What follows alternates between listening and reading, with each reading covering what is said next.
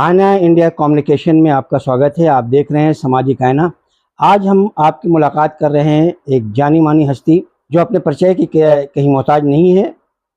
आप सर्जन हैं और सर्जन होने के नाते आप कोई तजुर्बेकार हैं। आपका नाम doctor professor are Maninder MD MS surgery हैं और आप इटली और ऑस्ट्रेलिया से फेलोशिप हैं।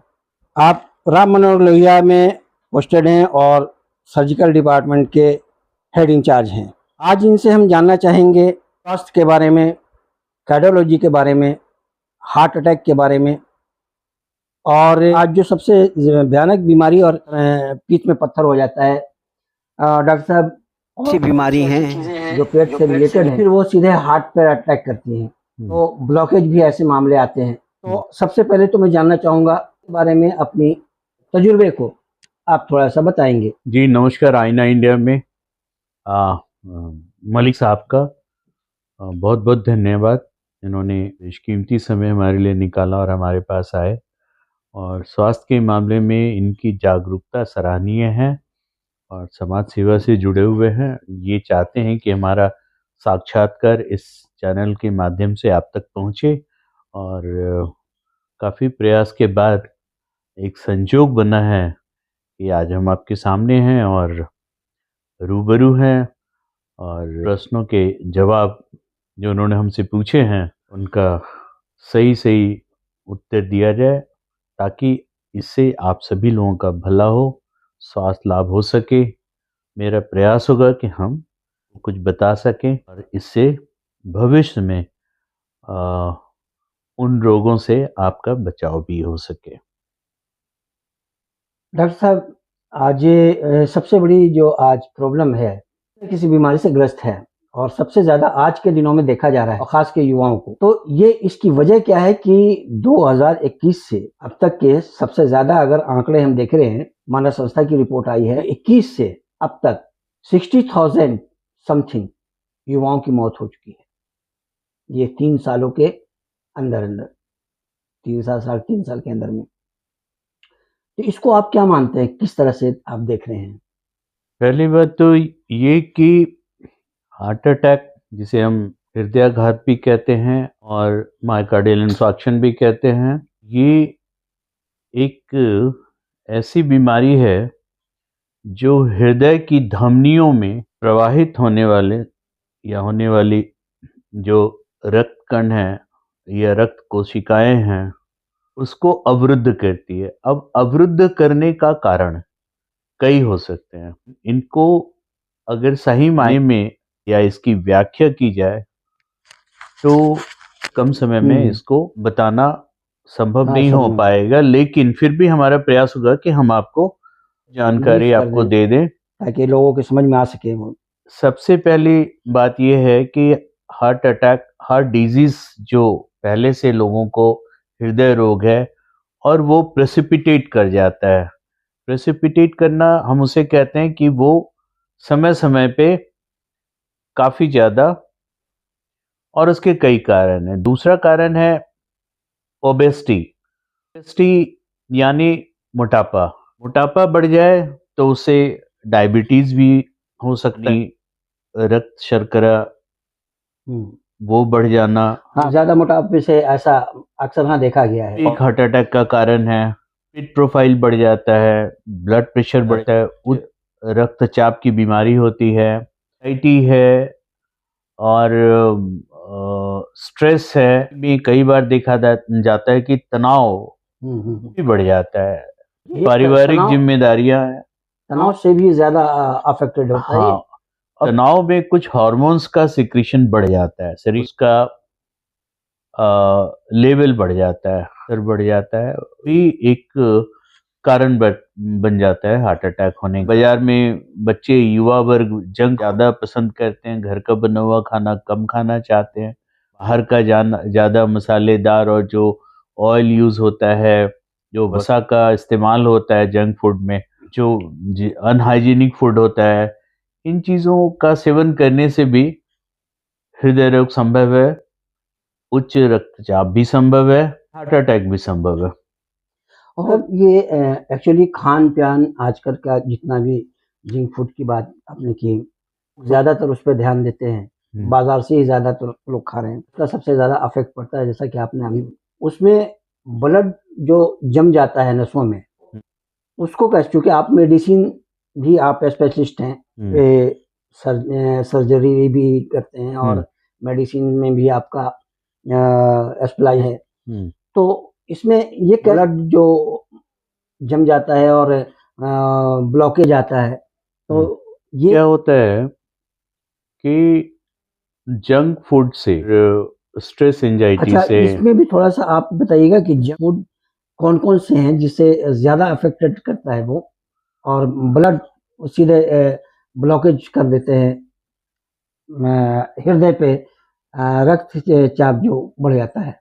फूड में जो केमिकल्स पाए जाते हैं मुख्यतः एलडीएल लो लाइपोप्रोटीन को प्रभावित करते हैं और यही लो एलडीएल लो डेंसिटी प्रोटीन की धमनियों को प्रभावित करता है।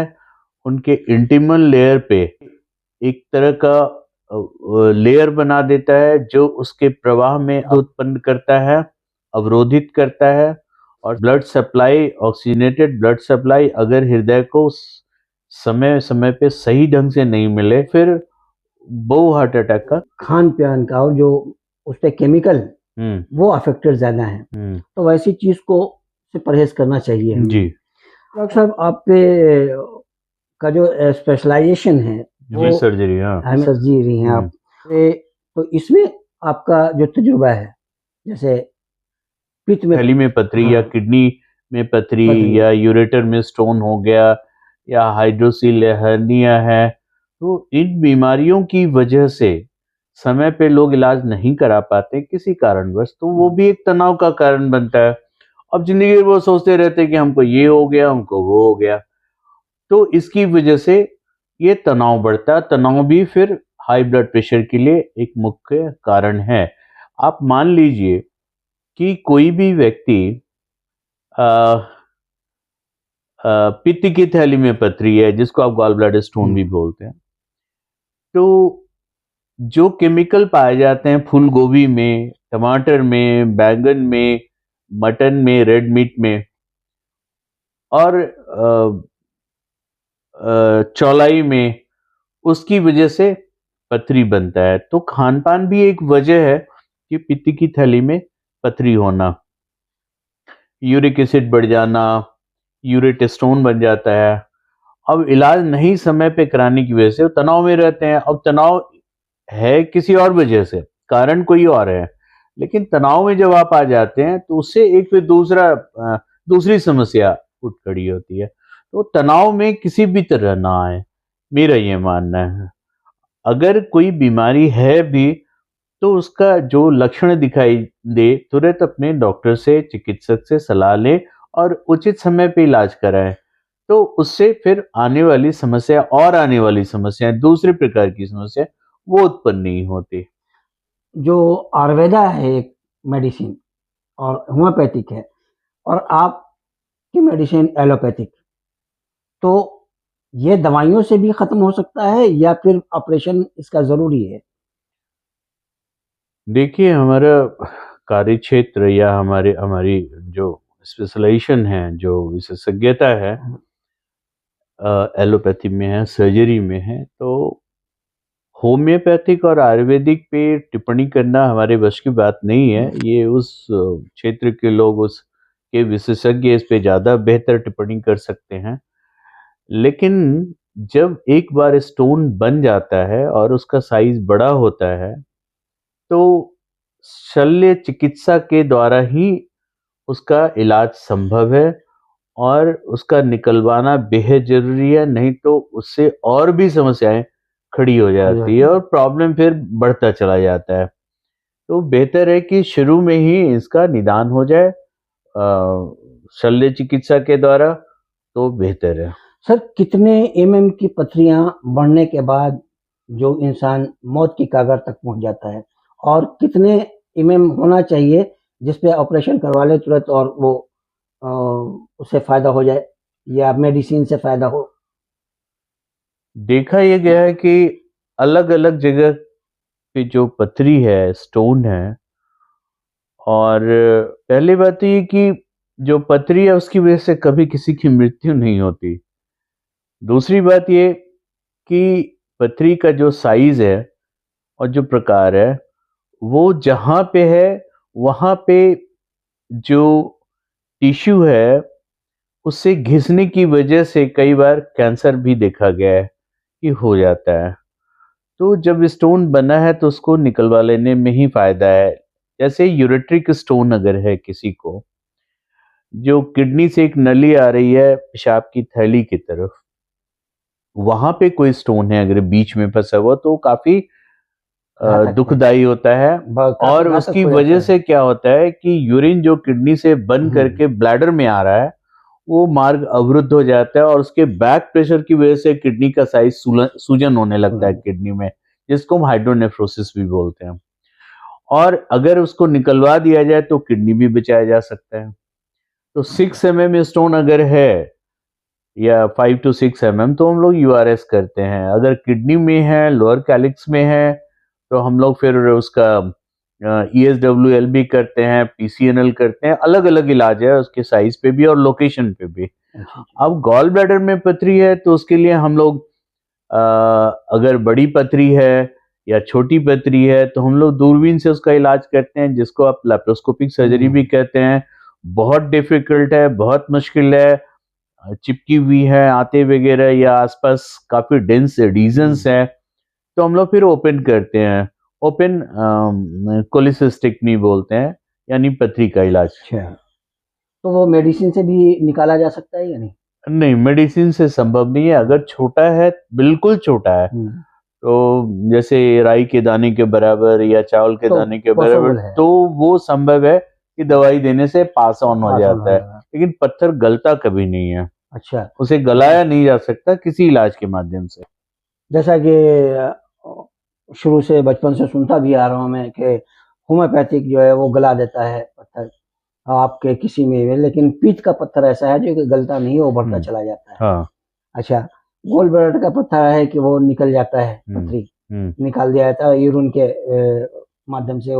गॉल ब्लैडर का पत्थर यूरिन से नहीं निकलता है। अच्छा, यूरेट्रिक स्टोन या नेफ्रोलिथियासिस, किडनी में अगर स्टोन है छोटा छोटा जो राई के दाने के बराबर है, तो ये सब दवाई इलाज कराने से कई बार पास हो जाता है यूरिन पेशाब के रास्ते।